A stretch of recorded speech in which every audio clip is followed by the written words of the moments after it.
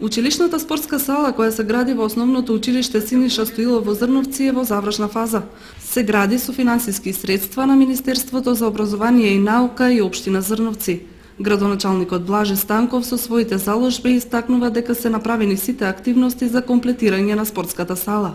Денове интензивно се работи на завршните работи на училишната спортска сала, што значи тука припаѓа приклучување на фекалната канализација, приклучување на водоводната мрежа, исто така приклучување на парното грење, меѓутоа исто така и на монтирање на училишната спортска опрема. Техничкиот прием е договорен во вторник, значи наредната недела, од страна на изведувачот, значи треба да биде предадена спортската сала на Министерството за образование и локалната самоуправа на општина Зрновци. Паралелно со спортската сала правите напор за изградба и на спортското игралиште?